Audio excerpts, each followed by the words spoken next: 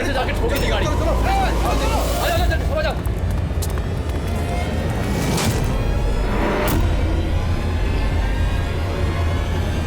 अरे बबलू भाई, अंदर तो देखो, ड्राइवर नहीं है।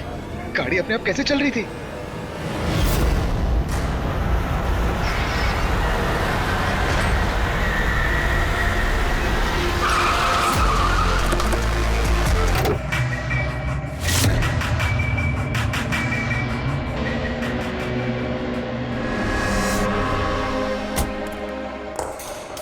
ये लोग तो बोल रहे हैं कि इन लोगों ने इसे ड्राइव करते हुए देखा ही नहीं।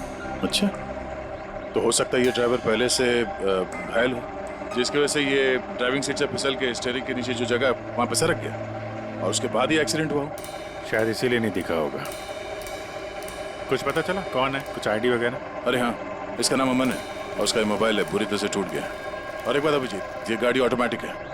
ये देखो, इंजन अभी भी ऑन है, ऑफ नहीं हो रहा है। हो सकता है जब ये एक्सीडेंट हुआ हो उसकी वजह से जो इम्पैक्ट हुआ उससे कार का कंप्यूटर क्रैश हुआ। यार ये लोग तो बोल रहे हैं कार बहुत स्लो थी जब टकराई। ऐसा इम्पैक्ट? कहीं कार के साथ कुछ छेड़छाड़ तो नहीं की गई? हो सकता है। ठीक है, गाड़ी को पुलिस गैराज भेजते हैं और इसको फोरेंसिक लैब। मैंने इस गाड़ी को अच्छी तरह से चेक किया है। इस कार को मॉडिफाई किया गया है, एक्स्ट्रा सेफ्टी फीचर्स दिए गए हैं। एक्स्ट्रा सेफ्टी फीचर्स जैसे कि? जो आम गाड़ियों में होता है उससे कहीं ज्यादा, जैसे कि एक्स्ट्रा एयर बैग्स, अच्छी क्वालिटी के शॉकअप्स, ज्यादा मजबूत कांच और अच्छी क्वालिटी के ज्यादा मजबूत सीट बेल्ट।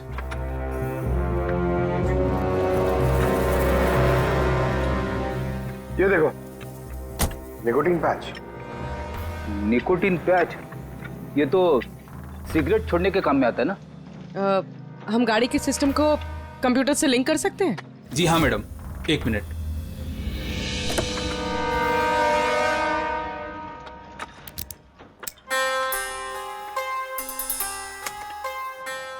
मैम, किसी ने सेटिंग चेंज किया है।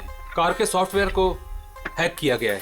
खिड़की के कांच से लेकर ब्रेक तक सब कुछ कोई और कंट्रोल कर रहा था। अगर सब कुछ कोई और कंट्रोल कर रहा था, फिर हादसे के बाद इंजन उसने बंद क्यों नहीं किया?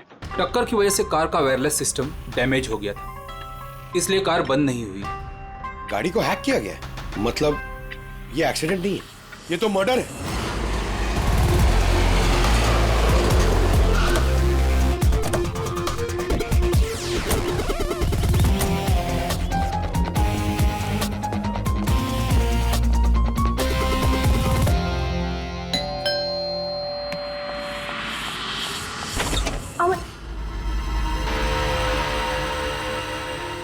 आप लोग? CID। इस आदमी पर कोई टैंकर चढ़ गया था क्या? सारी की सारी हड्डियां टूट गई हैं। कोई टैंकर वैंकर नहीं चढ़ा था इसके ऊपर साउंड के। एक छोटा सा एक्सीडेंट हुआ था यार। छोटा सा? और वो भी किसी ने करवाया था। आपके पति अमन का एक्सीडेंट हुआ है और वो नहीं रहे। आपको कैसे पता? अमन को कार नहीं चलानी चाहिए थी। वो कभी कार नहीं चलाता था सर, क्योंकि उसे पता था कि छोटा सा झटका भी उसकी जान ले सकता है। पर आप लोग, मेरा मतलब है कि CID यहाँ पे? जी, क्योंकि हमें लगता है कि उनका खून हुआ है। खून? पर ऐसे कैसे हो सकता है सर? एक्सीडेंट से पहले तो अमन मुझसे फोन पे बात कर रहा था, हम दोनों फोन पे बात कर रहे थे कि अचानक फोन कट हो गया। मैंने बहुत ट्राई किया लेकिन फोन नहीं मिला। मैं समझ गई थी कि कुछ तो ठीक नहीं है। अमन कभी भी खुद गाड़ी ले जाकर इतना बड़ा जोखिम नहीं उठा सकता था। खुद ड्राइव नहीं करते तो ड्राइव कौन करता है? सर, हमारा एक ड्राइवर है। कहाँ वो ड्राइवर? कहाँ है अभी? उसकी तबीयत खराब थी इसलिए वो छुट्टी पर है। कहीं उस ड्राइवर नहीं तो कुछ गड़बड़ नहीं गई गाड़ी में? नहीं सर, हमारा ड्राइवर बहुत ही भरोसेमंद इंसान है। वो ऐसा कभी नहीं कर सकता। पिछले 15 साल से वो हमारे लिए कार चला रहा है। सर, इसके शरीर पर 7 जगह हड्डियों के टुकड़े टुकड़े हो गए। 43 जगह हेयरलाइन फ्रैक्चर्स हैं और 21 जगह माइन्यूट फ्रैक्चर्स हैं। और हैरानी की बात तो ये है कि इसके पहले भी इसके शरीर पर बहुत सारे फ्रैक्चर्स हो चुके थे जो अब हील हो गए। बस इन हड्डियों के टूटने की वजह से इसके शरीर के नाजुक अंग जैसे हार्ट, फेफड़े ये सब डैमेज हो गए और मौत भी शायद इसी वजह से हुई है। साळुंखे, ये कैसे निशान है? बस ये निकोटिन पैचेस के निशान है। इसके शरीर पे बहुत ज्यादा है। इसे सिगरेट पीने की लत थी और वो इसे छोड़ना चाह रहा था। Nicotine patches? अच्छा। और फिर यार अभी तारिका ने बताया कि इसके शरीर पर पुराने फ्रैक्चर्स के निशान भी हैं, बहुत सारे।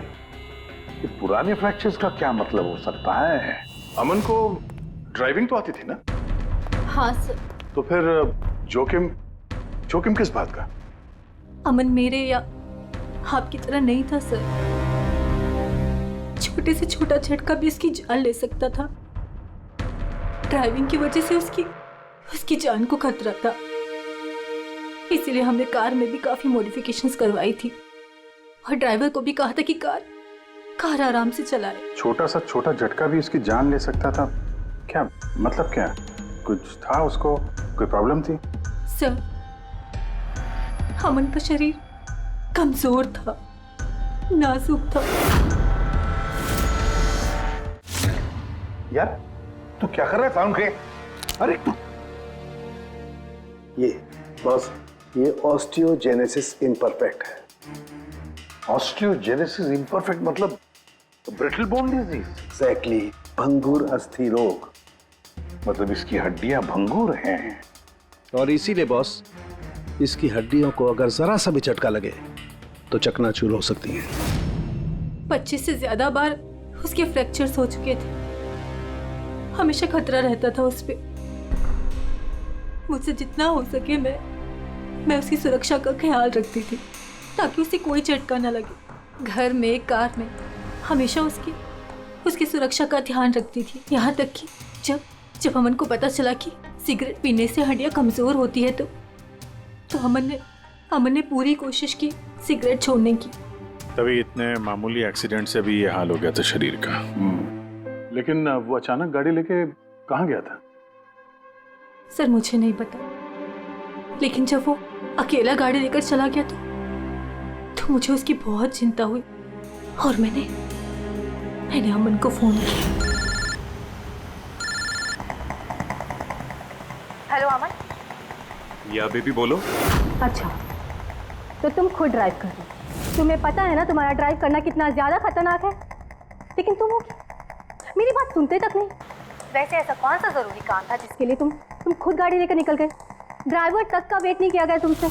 जरूरी था स्वीटहार्ट, लेकिन तुम परेशान मत हो, मैं गाड़ी आराम से ही चला रहा हूँ। अमन, मुझे ऐसा क्यों लग रहा है कि तुम मुझसे कुछ छुपा रहे हो? देखो सुप्रीति, मैं मानता हूँ कि मैं सारी बातें तुमसे शेयर नहीं कर पा रहा, लेकिन इसका मतलब ये नहीं कि तुम उल झुल बातें सोचने लग जाओ। है कुछ प्रॉब्लम्स, मैं उन्हें सॉल्व कर लूँ, फिर तुम्हें सब कुछ बता दूंगा। प्रॉब्लम्स? तुम अभी क्यों नहीं बता सकते मुझे? क्योंकि ये सब खतरनाक है, वो लोग बहुत खतरनाक हैं, मैं तुम्हें नहीं बता सकता। खतरनाक लोग? Oh no. अमन, हेलो। कौन सा प्रॉब्लम? और ये किन खतरनाक लोगों की बात कर रहे थे? वो कुछ पता है आपको? सर मैं कुछ नहीं जानती। अमन की किसी से कोई दुश्मनी, कोई बिजनेस राइवलरी वगैरह? इस बारे में मुझे कुछ भी पता नहीं, लेकिन हाँ, मयंक और नेहा आपकी शायद कुछ मदद कर सकते हैं। मयंक और नेहा? ये कौन है ये लोग? मयंक पेशे से एक वकील है और अमन का दोस्त भी, और नेहा अमन की सेक्रेटरी थी। अच्छा, ये मयंक का ऑफिस कहाँ है? अमन सर का खून? आप? मैं नेहा, अमन सर की सेक्रेटरी। लेकिन अमन की मौत तो एक्सीडेंट में हुई है ना? जी हाँ, मौत तो एक्सीडेंट में हुई है, लेकिन एक्सीडेंट अपने आप नहीं हुआ है। करिए बताइए कि आप दोनों मिस्टर अमन को कब से जानते हो? मतलब कब से काम कर रहे हो उनके साथ? सालों से। हम लोग साथ में काम ही नहीं करते थे, बल्कि बहुत अच्छे दोस्त भी थे। अमन की बीमारी की वजह से ज्यादातर बिजनेस वगैरह मैं ही हैंडल करता था। और नेहा जी आप? सिर्फ मैं और मयंक सर ही तो थे, अमन सर का पूरा बिजनेस संभालते थे। वैसे बिजनेस क्या है उनका? इन्वेस्टमेंट का बिजनेस है। हम लोग अलग अलग कंपनीज में पैसे लगाते थे और जब वो कंपनीज में मुनाफा होने लगे तो अपना परसेंटेज वापस ले लेते थे। ऐसी 50 कंपनीज है जहाँ पर पैसे लगाए थे अमन ने। किस तरह का कंपनीज में इन्वेस्ट करते थे ये? वैसे तो कई सारी कंपनीज में पैसे लगाए थे, लेकिन उनकी सबसे ज़्यादा दिलचस्पी 20-30 फार्मास्यूटिकल्स कंपनीज में थी। फार्मा कंपनी या दवाइयों की कंपनी? जी, ये कंपनीज बहुत नुकसान में चल रही थी, लेकिन आपको तो पता ही होगा अमन की बीमारी के बारे में। और ये कंपनीज उसी बीमारी का इलाज निकालने की कोशिश कर रही थी और अमन का सपना था कि इस बीमारी का इलाज संभव हो जाएगा तो किसी और को वो तकलीफ नहीं उठानी पड़ेगी जो उसे थी। और सर अभी तो उन कंपनीज में फ़ायदा भी होना शुरू हो गया था। कोई दुश्मनी, किसी से कोई लड़ाई झगड़ा? नहीं सर, ऐसा तो कुछ नहीं था। अगर कुछ होता तो वो मुझे ज़रूर बताते थे। अमन की वाइफ का कहना है कि पिछले कुछ दिनों में वो परेशान लग रहा था। आपको जानती? परेशान तो थे मगर मुझे कुछ बताया नहीं। मुझे लगा काम का प्रेशर होगा बस। आपने बताया था कि दवाइयों की कंपनी जो नुकसान में चल रही थी उनमें से कुछ को फायदा होने लगा था। सबको नहीं सर, शायद एक को। मुझे उसकी डिटेल चाहिए। जी, मुझे अकाउंट चेक करना होगा। ठीक है। और मुनाफे के अलावा कोई ऐसी बात जो आपको अलग लगी या फिर कुछ अजीब सी हो वो भी बता दीजिएगा।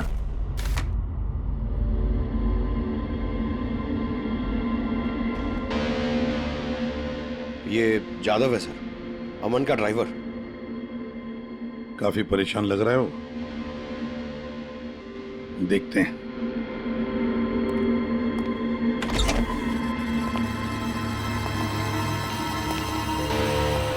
जादव? जी सर। अमन के ड्राइवर है ना? जी सर। क्यों, छुट्टी पर क्यों गए थे तुम? साहब बीमार हूँ और अमन सर ने मुझे खुद छुट्टी दिया था। मिस्टर अमन को तुम ही लेके जाते थे ना? जी मैडम, अमन सर मेरे साथ ही जाते थे। कभी वो कोई टैक्सी वगैरह नहीं लेते थे। तो फिर तुम तो हमें बता सकते हो कि अमन साहब कहाँ कहाँ जाते थे, है ना? जी जी। ये देखो जादव, ये जगह पर उनकी मौत हुई थी। अब ये जो रास्ता है ये कहाँ पर जाता है या फिर वो इस रास्ते पर कहाँ जा रहे थे ये तुम्हें पता है? मुझे नहीं पता है। देखो, हमें पता है कि तुम इसके बारे में जानते हो। तुम्हारी भलाई इसी में है कि सीधे सीधे बता दो। जी मैडम। सुप्रीति मैडम से कुछ कहिएगा मत। वो सड़क के कुछ दूर पे एक मोटेल है, वहां हमेशा वो बार बार जाते थे। मोटेल में बार बार जाते थे? क्यों, इससे मिलने जाते थे? जी साहब, एक मैडम थी।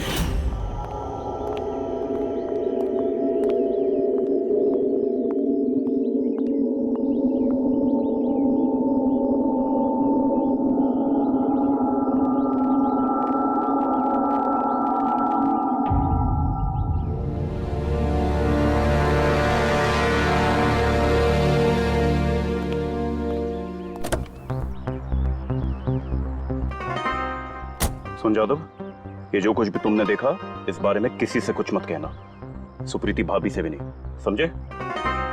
ओके? जी सर। मैडम थी?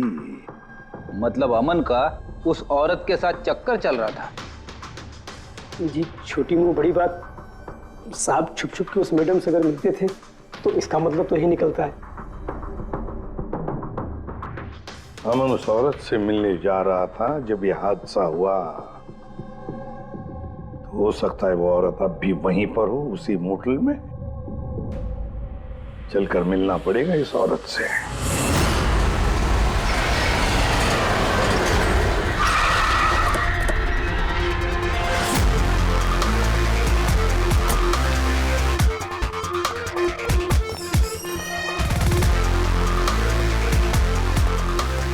Excuse me.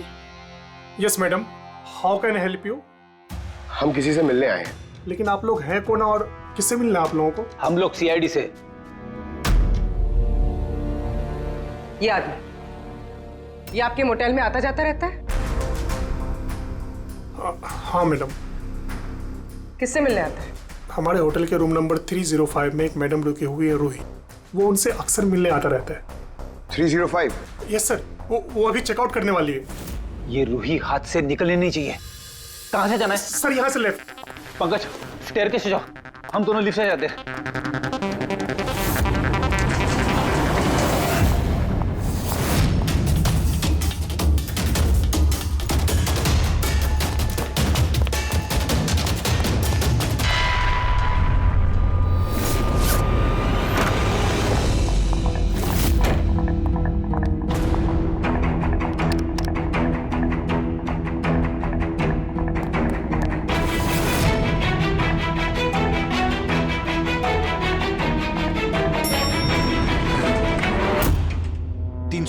सर उधर।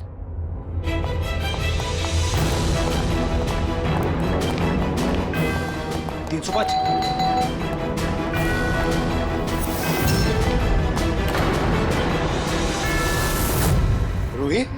नो। ए, रुको! पूर्वी! रूही, मुझे मत मारो, प्लीज। रुको।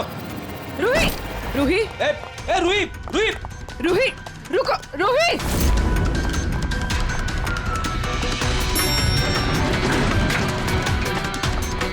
ए रुक जा। रूही, रुको। ए रुक जा। रूही, मार दो मुझे, लेकिन तुम लोग भी बच नहीं पाओगे। तुम लोगों का सच सबके सामने आ ही जाएगा। सच? कौन सा सच? मैं सब जान चुकी हूँ तुम लोगों के बारे में, सब जान चुकी हूँ। क्या बोल रही हो तुम? तुम्हें ऐसा क्यों लगता है कि हम तुम्हें मारेंगे? आओ। कौन सा सच? रूही, हम सीआईडी से। सीआईडी? चलो मान लिया रूही कि तुमने कुछ नहीं किया, लेकिन अगर तुमने कुछ नहीं किया तो वहां से भागी क्यों? मुझे लगा कि ये लोग मुझे मारने आए हैं। इसका मतलब कोई है जो तुम्हें मारना चाहता है? जी, वही लोग जिन्हें हम एक्सपोज करने वाले थे। उनके खिलाफ हमारे पास सारे सबूत थे। कौन लोग और कैसे सबूत? हाँ, बताओ।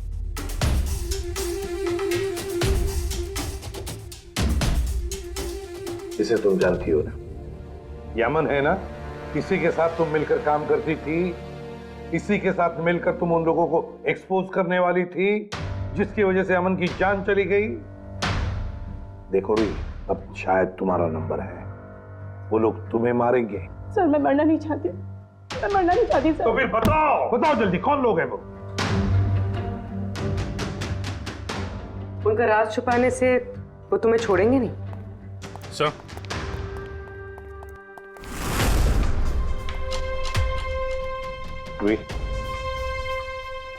ये लो पानी पी लो,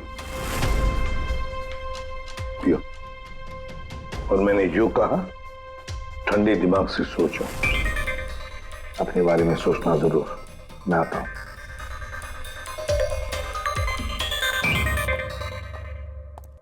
घबराई हुई है, डरी हुई है।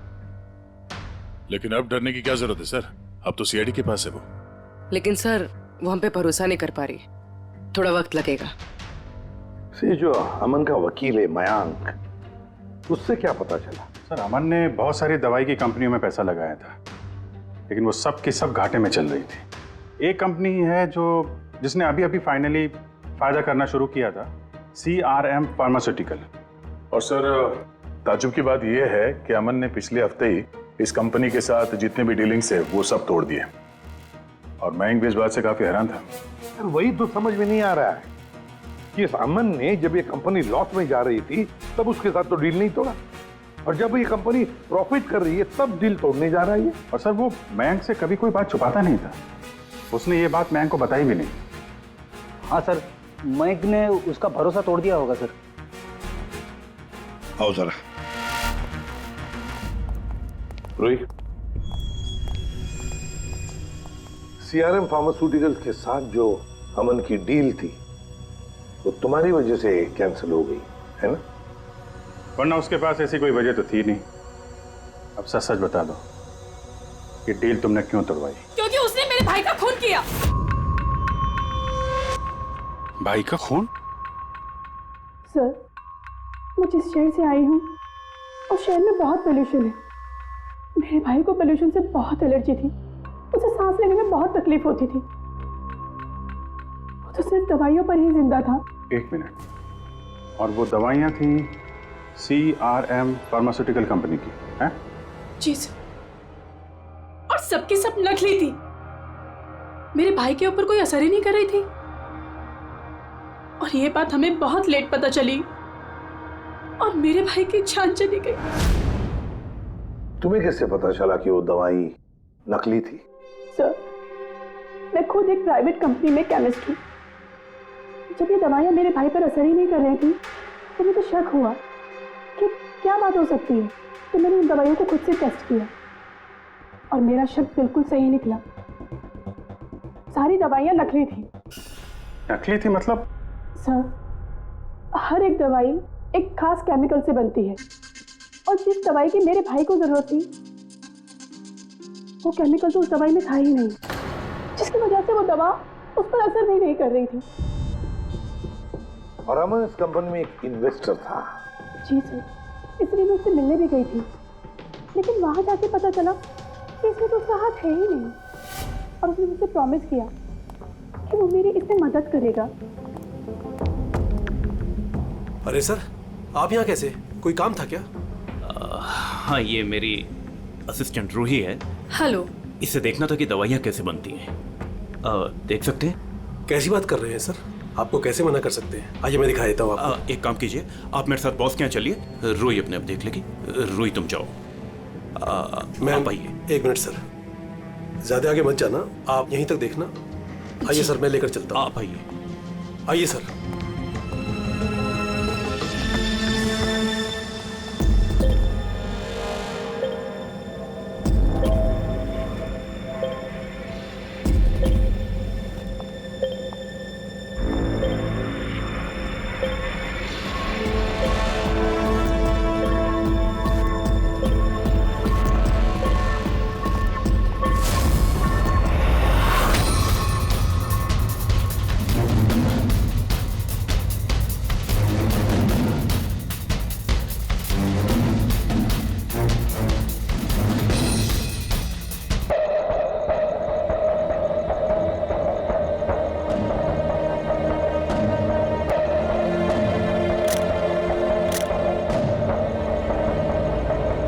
ये तो वही केमिकल है, लेकिन ये लोग यहाँ से बाहर क्यों लेके जा रहे हैं? फिर हमने सारे सबूत जुटा लिए थे और सारे सैंपल्स भी टेस्ट किए थे। एक बात तो पक्की है कि सामन की मौत और CRM फार्मास्यूटिकल्स का कोई ना कोई संबंध जरूर है। कुछ ना कुछ तो गड़बड़ जरूर है। बॉस, इतनी सुरक्षित कार होने के बावजूद इसकी हड्डियां कैसे टूटी ये पता चल गया। अच्छा सर, अमन के खून में से हमें एक ऐसा केमिकल मिला है जिससे एपिलेप्टिक फिट्स आते हैं, मिर्गी का दौरा। माय गॉड, यार अमन को तो ब्रिटल बोन डिजीज था। मिर्गी का दौरा आ जाके वो गिर जाता, उसकी हड्डियां टूट जाती। इसी की वजह से इसकी मौत हुई है। तो मतलब जिसने भी ये किया वो जानता था अमन के ब्रिटल बोन्स डिजीज के बारे में। उसे बड़े चालाकी से उसका नाजायज फायदा उठाया। पहले उसने अमन की गाड़ी का कंप्यूटर हैक किया और फिर एक्सीडेंट से पहले उसे उस केमिकल का इंजेक्शन दिया जिसकी वजह से उसे मिर्गी का झटका आ जाए। उसे मालूम था अमन किसी भी हालत में बच ही नहीं सकता। अगर मिर्गी का झटका आ जाता तो वो गिर जाता, जिसकी वजह से उसकी हड्डियां टूट जाती और वो मर जाता। अगर उसमें से भी बचता तो कार के एक्सीडेंट में से तो बच ही नहीं सकता था वो। समझ कि मिर्गी का दौरा पड़ने वाला जो ड्रग है कितनी देर बाद असर करता है? बस कुछ घंटे तो लगते हैं। मतलब ये ड्रग अमन को एक्सीडेंट से कुछ घंटे पहले ही दिया गया था। सर, कहीं ऐसा तो नहीं कि किसी ने इसे नींद में ही इंजेक्शन दे दिया? हो सकता है। बस एक काम करते हैं, इस अमन की बॉडी को फिर से एक बार अच्छी तरह से चेक करते हैं, देखते हैं कहीं कोई इंजेक्शन का निशान तो नहीं है। तारिका? Yes sir. अच्छा साउंड की सीआरएम कंपनी की नकली दवा के बारे में क्या पता चला? बॉस, उन नकली दवाइयों में एम्फेड्रिन नहीं है। ओह, मतलब रूही सही कह रही थी। सर ये कुछ केमिकल्स की लिस्ट है जो सीआरएम कंपनी ने पिछले महीने मंगाई थी। माय गॉड बॉस, इसमें तो वो केमिकल सबसे ज्यादा मात्रा में जो सीआरएम की दवाई में होना चाहिए था, 500 गैलन। 500 गैलन तो बहुत बड़ी गड़बड़ है, बहुत ही बड़ी गड़बड़ है। पंकज, अभिजीत और दया से कहो कि सीआरएम कंपनी में जाए और वहां से मुझे फोन करें। और फ्रेडी, तुम और पूर्वी अमन के घर जाओ और पता लगाओ एक्सीडेंट के दिन अमन से कौन कौन मिलने आया था। इंजेक्शन? सर, अमन तो इंजेक्शन से बहुत डरता था। ऐसा हो ही नहीं सकता कि वो खुद को इंजेक्शन लगा ले। अपने आप नहीं लगवाया होगा तो किसी डॉक्टर से लगवाया होगा। नहीं सर, अमन तो इंजेक्शन के नाम से कोसों दूर भागता था और उसकी हेल्थ बिल्कुल ठीक थी। अगर कोई भी प्रॉब्लम होती तो वो कम से कम मुझे बताता। किसी और से नहीं लगवाया, खुद नहीं लगाया, तो फिर वो केमिकल उसके खून में पहुंचा कैसे? अच्छा, बता सकती है घर से निकलने से पहले अमन किस किस से मिला? मयंक और नेहा आई थी उससे मिलने। और हाँ मैम, एक आदमी आया था अचानक से, जसवंत। अब जसवंत? ये जसवंत कौन है? जी, जसवंत सीआरएम कंपनी का सीईओ है और अमन ने उसकी कंपनी में पैसे इन्वेस्ट किए थे।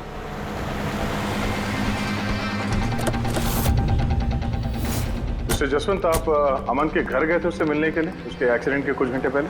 जी सर, मैं गया था लेकिन मिल नहीं पाया था। तो दरअसल उनकी वाइफ ने मुझे बताया कि वो सो रहे हैं, तो मैंने सोचा वो शायद मुझे अवॉइड करना चाहते होंगे, तो मैं वापस चला आया।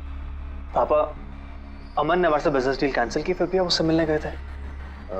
जी बेटा, क्योंकि मैं उनको वापस लाना चाहता था सर। वो हमारी नई यूनिट के लिए बहुत जरूरी था। तो जसवंत जी, जब आप अमन से मिलने उसके घर गए तो वाइफ सुप्रीति के अलावा वहां कोई और भी था? मैं जब गया तब तो वहां कोई नहीं था, लेकिन हाँ, जब मैं वहां से निकला तो उनके लॉयर मिस्टर मयंक और सेक्रेटरी नेहा, वो दोनों जरूर उनके घर आए थे। अच्छा, ठीक है, thank you very much. Boss, ये देखो, ये निकोटिन पैच का हिस्सा, और यहाँ पर देखो ये इंजेक्शन का निशान। खूनी ने यहीं से वो मिर्गी के दौरे वाला इंजेक्शन इसे दिया है। इसका ये हिस्सा सुन्न करके, हाँ, और वो इस पैच के जरिए। इसे इमला पैच कहते हैं। इमला पैच? ये बच्चों को इंजेक्शन लगाने से पहले लगाते हैं ताकि वो पर्टिकुलर एरिया सुन पड़ जाए और उन्हें दर्द ना हो। अब बस ये इमला पैच और ये निकोटिन वाला पैच, ये देखो बस, ये दोनों पैच एक जैसे दिखते हैं, बिल्कुल एक जैसे। हाँ, खूनी ने इस निकोटिन वाले पैच की जगह ये एमला पैच इसके हाथ पर लगाया, इसके हाथ का ये हिस्सा सुन्न कर दिया और बाद में मिर्गी के दौरे वाला इंजेक्शन यहाँ से लगा दिया, शायद तब जब वो सो रहा था। हाँ सर, ये कर कौन सकता? जसवंत तो एक हफ्ते से अमन को मिला भी नहीं, तो फिर? सर, वो मयंक या फिर नेहा, वो तो नहीं। पंकज, ये खेल कौन खेल रहा है तो हम पता लगा ही लेंगे। अब हम भी एक खेल खेलेंगे, एक ऐसा खेल जिसमें जीत सिर्फ हमारी ही होगी, हमारी जीत।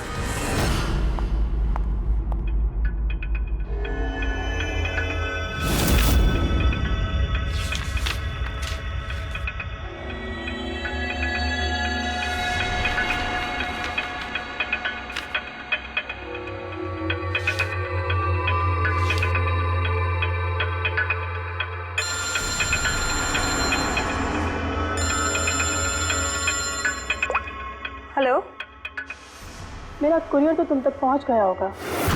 कौन है तुम? और ये सब मुझे क्यों भेजा है?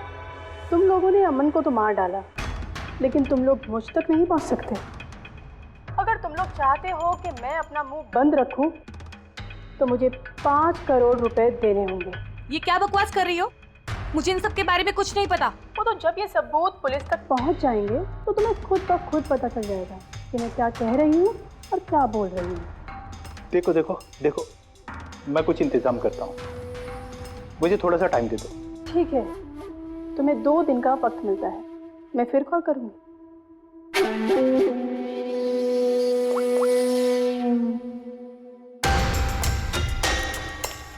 तो मास्टरमाइंड ये मयंक है।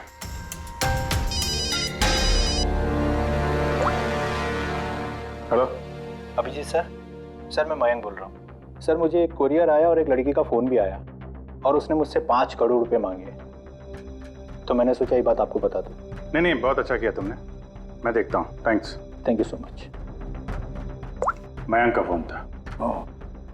उसने उस कुरियर रूही के बारे में बताया सर। उसने ये भी कहा कि उसने जानबूझ के समय मांगा ताकि हम इस तक पहुंच सके। तो ये मयंक नहीं बल्कि कोई और ही है।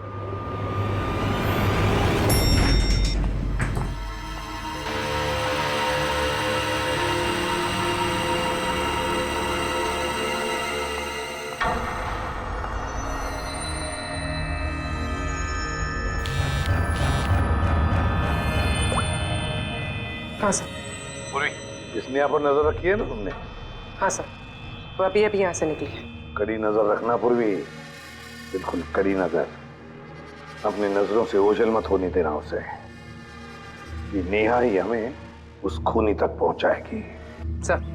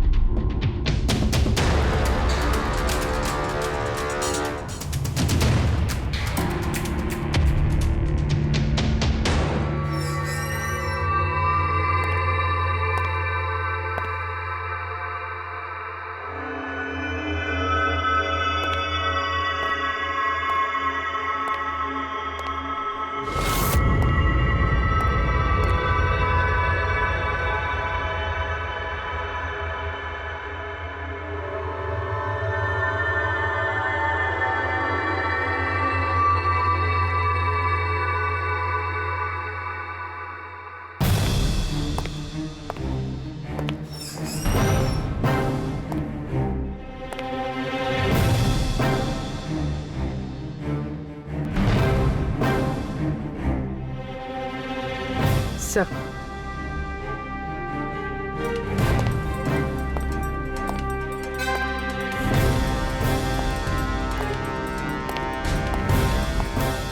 क्या हुआ? इतनी जल्दी में क्यों बुलाया? क्या है ये सब? ये सब क्या है? तुमने तो कहा था कि किसी को कुछ पता नहीं चलेगा। फिर हमारे बारे में ये लड़की सब कुछ कैसे जानती है? डोंट वरी बेबी, मैं सब संभाल लूंगा। मैं हूं ना, जैसे उस अमन को ठिकाना लगाया वैसे इस लड़की को भी ठिकाना लगा दूंगा। तुम टेंशन मत लो, ओके?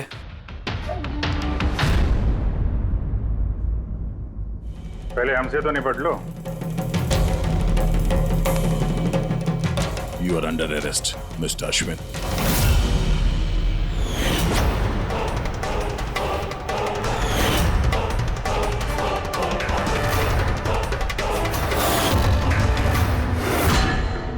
अश्विन के पास तो वजह थी, तुमने अपने बॉस का खून क्यों किया? हम दोनों एक दूसरे से प्यार करते। जब मुझे पता चला कि अमन सर सीआरएम फार्मास्यूटिकल की जांच कर रहे हैं, तो ये बात मैंने अश्विन को बता दी ताकि वो लोग अपनी गलतफहमियां दूर कर सके। लेकिन इसने तो अमन को ही दूर कर दिया। क्यों अश्विन? मैं जानता था कि अमन को कुछ समझाने का कोई फायदा नहीं होगा। वो तो हमें जेल भिजवा के ही रहता। तुमने मेरे भाई को मारा, अमन का खून किया और ना जाने कितने मासूमों की जान ली होगी तुमने। अपनी इन नकली दवाइयों से। बिजनेस में बहुत घाटा हो रहा था, नुकसान पे नुकसान हो रहा था। डैड नहीं मानते, इसलिए उनको बिना बताए मैंने केमिकल्स को नॉर्थ इंडिया के प्लांट में भेजना शुरू कर दिया। उससे हम नशा बनाते थे, थोड़ा प्रॉफिट हो ही रहा था कि अमन ने सारा खेल बिगाड़ दिया। सिर्फ फायदे के लिए दवाइयों की जगह पे तुम ये जहर बनाने लगे थे, हाँ? मुझे कंपनी की हालत पता थी। मैंने अमन सर को अश्विन से मिलाया था ताकि वो कंपनी में इन्वेस्ट करके उसे डूबने से बचा सके। और अमन खुद को तुम लोगों से बचा नहीं पाया। ये सब कुछ मैंने अपने प्यार के लिए किया। मेरे अलावा कोई ये कर नहीं सकता था क्योंकि वो अपने निकोटीन पैच मुझे से मंगाते थे।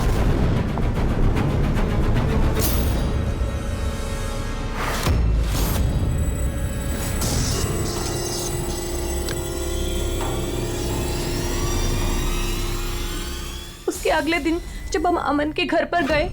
अरे आप ही गए? पर अमन तो सो रहे हैं, अगर कुछ इम्पोर्टेंट काम है तो मैं जगा देती हूँ। नहीं कोई बात नहीं, हम इंतजार करेंगे। ओके, मैं अभी आती हूँ।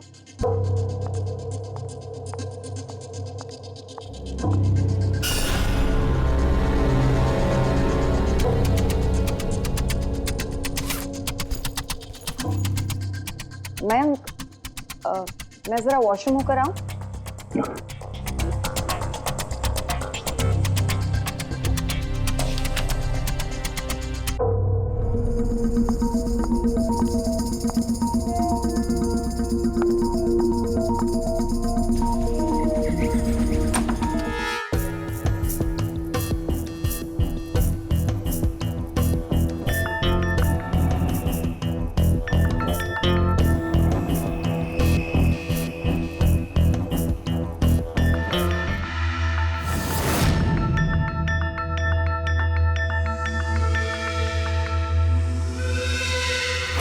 और वो दौरा उसकी कमजोर हड्डियों के लिए जानलेवा बन गया।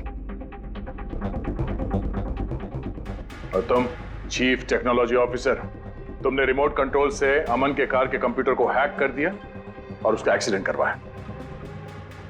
कमाल का दिमाग पाया है तुम लोगों ने, कमाल का दिमाग। काश यही दिमाग किसी अच्छे कामों में इस्तेमाल करते तो देश का भला हो जाता, समाज का भला हो जाता। पर नहीं, तुम्हारे इस टेढ़े दिमाग ने दो मासूम लोगों की जानें ली और पता नहीं कितने सैकड़ों लोगों की मौतें हुई तुम्हारी इस गलत दवाइयों की वजह से। तुम्हें तो कड़ी से कड़ी सजा होगी, शायद फांसी होगी तुम्हें।